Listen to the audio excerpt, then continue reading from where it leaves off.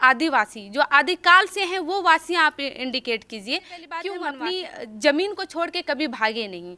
हम जहाँ थे, जितने ही संसाधन हमें प्राप्त हुए, हम अपने संसाधन, बिल्कुल संस्कृति खत्म। एक समय में हड़प्पा सभ्यता थी, एक समय इतिहास में ये बन के आएगा कि आदिवासी भी कोई सभ्यता थी।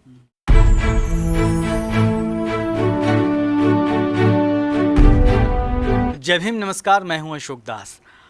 अभी भी समाज में आदिवासी समाज ऐसा समाज है जो पीछे छूटा हुआ है, और जब हम आदिवासी समाज की महिलाओं की बात करते हैं तो कहीं समाज में कहीं आखिरी कतार से भी पीछे खड़ी नज़र आती हैं।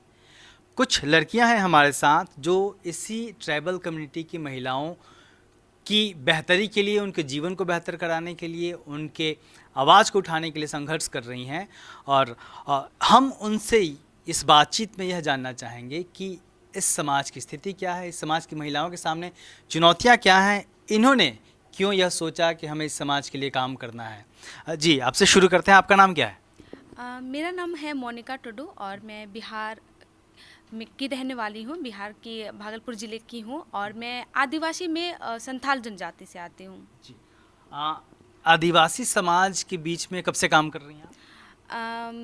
मैं 3 सालों से काम कर रही हूँ, क्योंकि मैं ज़मीनी स्तर से और ख़ुद मैं उससे जूझी हूँ, इसीलिए मुझे मालूम है कि क्या समस्या है। तो मेरा अभी 3 साल हो रहा है। तो ये क्यों आपने सोचा कि आपको इस कम्युनिटी के लिए काम करना है, और क्या चुनौतियां हैं, क्या समस्या हैं, किस तरीके का काम करती हैं? चुनौतियाँ अगर हम बोले तो कि आदिवासी की जो पहचान होती है वो खुद की संस्कृति होती है। तो संस्कृति में भी कुछ रूढ़िवादिता चीज़ आ जाती हैं जो कहीं ना कहीं आदिवासी युवाओं को, महिलाओं को आगे बढ़ने में वो रोक देती है। तो मैं चाहती हूँ कि जो हमारी संस्कृति में ऐसी चीज़ें हो जो रुकावट पैदा करती हो, तो उसमें परिवर्तन करना चाहिए। क्योंकि मैं बिल्कुल भी नहीं चाहती कि हमारा संस्कृति खत्म हो, क्योंकि मैं खुद प्राउड करती हूँ हमारी संस्कृति में, क्योंकि हमारी संस्कृति ही हमारी पहचान है। तो कुछ रूढ़िवादिता चीज़ें हैं जो हमारे लिए एक चुनौती है और एक समग्र विकास की ओर जाने के लिए हमें रुकावट पैदा करती है। नहीं, तो चुनौतियां जो हैं, समाज, आदिवासी समाज आखिर आगे क्यों नहीं बढ़ पा रहा है? इसलिए आगे नहीं बढ़ पा रहा है क्योंकि एक तो ये शहरी एरिया से काफ़ी 200-300 किलोमीटर दूर होता है। इनकी एक अलग ही कम्युनिटी होती है। जब आदिवासी समाज जहाँ बसा हुआ रहता है वहाँ ना दलित है, ना मुस्लिम समुदाय है, ना कोई अलग समुदाय के लोग। तो ये अपने ही समुदाय में रिजर्व, हाँ, अपनी ही दुनिया में रहते हैं और ये अपनी जगह में रिजर्व होते हैं। कहा जाता है कि आदिवासी मूल निवासी हैं। तो सही बात है, वो जहाँ से उनकी पूर्वजें बढ़ी हैं वो हमेशा हमेशा अपने ही ज़मीनी स्तर पे रहे हैं। तो ये जिस तरीके से आदिवासी समाज, इन्होंने बताया कि अपनी ही जगह में रहता है, पूरे समाज से दूर, तो ये उसके लिए अच्छा है आज के वक्त में, या फिर उसको आगे बढ़ने से रोक रहा है? ये उसके लिए आप अच्छा। कहाँ से आई हैं? मेरा नाम सुशीला है, मैं छोटा उदेपुर जिले गुजरात से हूँ। आगे बढ़ने से रोक रहा है। छत्तीसगढ़ में क्या चुनौतियाँ? छत्तीसगढ़ तो आदिवासी समाज वहाँ पे बहुत ज़्यादा है, डोमिनेंट है, फिर भी वहाँ पे आदिवासियों की स्थिति क्यों नहीं बेहतर हो पा रही?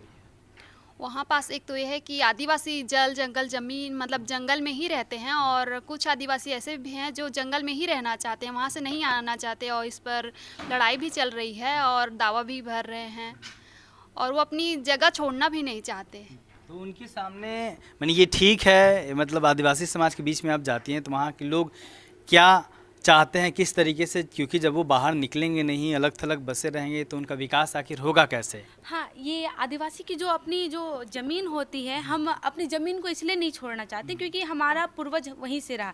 अगर हम भारत के ही लोग हैं, भारत के ही हम निवासी हैं, तो विकास के नाम पर विकास हमारे तक लाया जाए। ये नहीं कि हम अपना ज़मीन, अपने पूर्वजों की ज़मीन को छोड़कर हम विकास की ओर भागे। तो विकास को हमारे पास आना है, सरकार को हमारे ऊपर ध्यान देना है, जो कि सरकार नहीं करती है। और आप लोग कहाँ से हैं?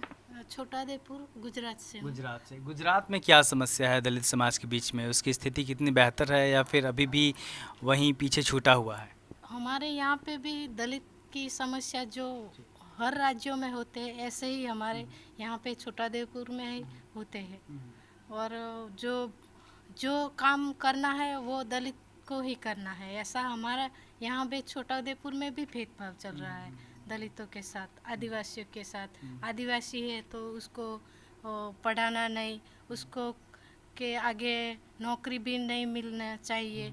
वो आदिवासी है, उसका बाप दादा का सर्टी लाइए, उसकी फोई हो तो फोई का उसका सबका पेड़ीनामा चाहिए और उसके सब डॉक्यूमेंट चाहिए। तो हम आदिवासी ये प्रूफ मांगते हैं। तो हम आदिवासी है तो हमारी ज़मीन, जंगल, ज़मीन वो हमारी संपत्ति है। तो उसमें हमारा जो ज़मीन, जंगल ज़मीन में रहते हैं तो ये हमारी पहचान है। तो सरकार ऐसे मान रही है कि वो आदिवासी नहीं है, ये बाहर से आई है तो उसको नौकरी नहीं मिलना चाहिए, वो असली आदिवासी नहीं है, वो तो नक्सली है, बाहर से बाहर गांवों से आई है। ऐसा हमारे भी भेदभाव चल रहा है। छत्तीसगढ़ से ही हूँ, अच्छा, उत्तर आप लोग एक ही जगह से? जी, जी, ठीक है। मैं- अच्छा, आप ये बताओ कि कहाँ तक पढ़ाई की और कब जुड़ी इससे? मैंने अभी फ़िलहाल ही मैंने बैचलर डिग्री अपना कंप्लीट किया है और फ़िलहाल तो मैं जब 12th कर ली थी तभी मैंने तब से ही मैंने जुड़ना स्टार्ट किया। और रहा बात कि एक सवाल जो आया कि आदिवासी के साथ ये बार बार होता है कि आप आदिवासी नहीं हैं, मूल निवासी नहीं हैं। सबसे पहली बात, आप हमारी पहचान को तो सबसे पहले आप ही हमारी पहचान के ऊपर एक अटैक करते आए। आप हमारी संस्कृति देखिए, हमारी भाषा देखिए, हमारी खान पान देखिए, यही तो पहचान है। लेकिन क्या किया जाता है आदिवासियों के साथ? उन्हें जाति में, उन्हें धर्म में तब्दील किया जाता है। हमें जाति और धर्म की कोई ज़रूरत नहीं, हमारी पहचान ही आदिवासी है। हमारी पहचान, हमारी संस्कृति, हम प्राकृतिक से जुड़े हुए लोग हैं। तो उसमें क्या करती है सरकार कि हमारे ऊपर अटैक करती है। अगर कुछ नहीं मिला तो दूसरे बिरादरियों को ला करके आदिवासी में ज़बरदस्ती डाला जाता है। हमें कोई दिक्कत नहीं है, अपने कोई भी कैटेगरी में डालिए, उनके लिए XYZ आप कुछ भी बना दीजिए। लेकिन आदिवासी में किसी को भी डालना, बिहार की मैं समस्या बता देती हूँ। बिहार में आदिवासी लोहरा है, लेकिन बिहार में उन्हें लोहार जाति को डाला जा रहा है, जो कि शायद वो अदर कम्युनिटी से आते हैं, लोहरा अलग होते हैं। और तो ये सरकार की बहुत ज़्यादा एक वो खुद उनके पास क्यों कर रही है सरकार ऐसा? सरकार ऐसा इसलिए कर रही हैं तो उन लोगों का कहना है कि सबसे छोटी जाति जो होगी काम के अनुसार उसमें उस छोटी जाति में डाल दिया जाए। तो आदिवासी को माना जा रहा है कि SC से नीचे ST को रखा जा रहा है। और सही बात है, सबको अपनी अपनी जगह रखना चाहिए, हमें कोई परेशानी नहीं है। लेकिन आप किसी को भी आप उठा करके आदिवासी में डाल दोगे, क्या ये हमारे अस्मिता को ठेस नहीं पहुंचाती इससे है? कितना खतरा है अस्मिता को, आदिवासी अस्मिता को? हमारी बिल्कुल संस्कृति खत्म होते जा रही है। सच में बोलूं तो आदिवासी के लिए एक शब्द निकल रहा है, ये विलुप्त होने वाली प्रजातियां हैं। तो हम विलुप्त के कागार में हैं। एक समय में हड़प्पा सभ्यता थी, एक समय इतिहास में ये बन के आएगा कि आदिवासी भी कोई सभ्यता थी। तो क्यों करना चाहती हैं सरकारें इस तरीके से? क्या दिक्कत है उनको आदिवासियों से? उनको कुछ नहीं करना है, सरकार को करना है। छोटी जाति है, कुछ नहीं मिला तो अपन में डाल दो। अच्छा, आप पढ़ी लिखी हैं, जिस तरीके से लगातार हमारे पास खबरें आती हैं कि आदिवासियों की ज़मीनें हड़प ली गई, उनके ज़मीनों को उद्योगपतियों को दे दिया गया, उनको नक्सली बता दिया गया जो लोग विरोध करते हैं। तो इस तरीके की जब खबरें आती हैं, सुनने को मिलती हैं, तो एक आप यूथ हैं, मतलब क्या लगता है सुन के कि कहाँ हैं हम लोग? बहुत ही दुख लगता है कि जब हमारे आदिवासी भाई बहनों या आदिवासी समाज के ऊपर इस तरीके से अटैक किया जाता है। एक तो हम सबसे पहली बात है, हम अपनी ज़मीन को छोड़ के कभी भागे नहीं। हम जहाँ थे, जितने ही संसाधन हमें प्राप्त हुए, हम अपने संसाधन में ही खुश रहे। तो जब सरकार अब जिस तरीके से अब जनसंख्या भारत में बढ़ती जा रही है, तो अब उनके ऊपर बहुत सारी विकास की ओर में सरकार अब चाह रही है कि मैं ये बनाऊँ वो बनाऊँ। अब आदिवासी को सबसे कमज़ोर माना जाता है, इसलिए वो कमज़ोर है क्योंकि उसे बहुत सारी हमारे में जातियाँ, प्रजातियाँ, जाति, भाषा अलग है, जिसके कारण वो सरकार के सामने या मीडिया के सामने अपनी बातों को नहीं रख पाते। इसी का वो क्या करते हैं, उनके ऊपर अटैक करते हैं और उसके ऊपर मतलब सरकार चाहती हैं कि हम वहाँ पे करें। ये लोग कमज़ोर समुदाय के लोग हैं और हम अपने विकास की ओर बेहतर हो बढ़े। सकती है स्थिति समाज की? आपने देखा होगा, अध्ययन किया होगा, किस तरीके से हम बेहतर कर सकते हैं इस समाज की स्थिति? समाज की स्थिति देखिए, आदिवासी सभ्यता काफ़ी अच्छी बेहतर है, लेकिन यहाँ पे सबसे बड़ी बात है सरकार ने बहुत सारे कानून बना दिए, नियम बना दिए, सिर्फ उन्होंने बना दिए, लेकिन वहाँ तक लेके जाएगा कौन? तो सिस्टम में यहाँ पे गलती है। सिस्टम सुधारिए, सब कुछ सुधर जाएगा आपका। कुछ संगठन हैं जो वनवासी कार्यक्रम चलाते हैं, आदिवासियों को वनवासी कहते हैं, क्या आप उससे इत्तेफाक रखती हैं?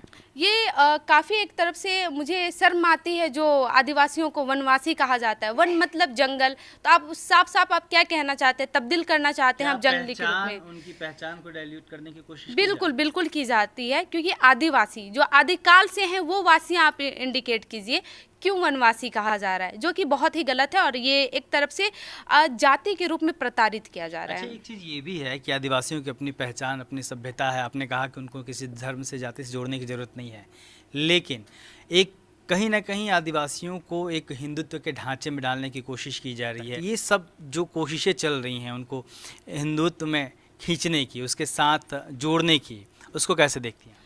देखिए, यहाँ पे सबसे बड़ी बात, एक धर्म संकट वाली बात यहाँ पे आ जाती है कि आदिवासी के लिए कोई कॉलम छोड़ा ही नहीं गया है धर्म के नाम पे, जिसकी मांग अभी भी चली आ रही है। मांग हम लोग कर रहे हैं कि सरना कोड लाया जाए, सरना कोड लाया जाए। तो मजबूरी हमारे पास ये हो गई है कि हमें हिंदू के जगह में उस कॉलम में लिखवाना नहीं है, लेकिन ज़बरदस्ती जगह जगह हनुमान मंदिर बना करके उनको हिंदू दिखाया जा रहा है। और मुझे, जैसे मैं अपनी बात लाऊं कि मेरे पास कुछ है ही नहीं कि मैं अपने धर्म के नाम पे अपना कोई कॉलम में लिखूं, तो मुझे क्रिश्चियनिटी में जाना पड़ रहा है, क्योंकि मैं नहीं चाहती हूँ, मुझे मूर्ति पूजा बिल्कुल ही पसंद नहीं है, आदिवासियों को नहीं पसंद है।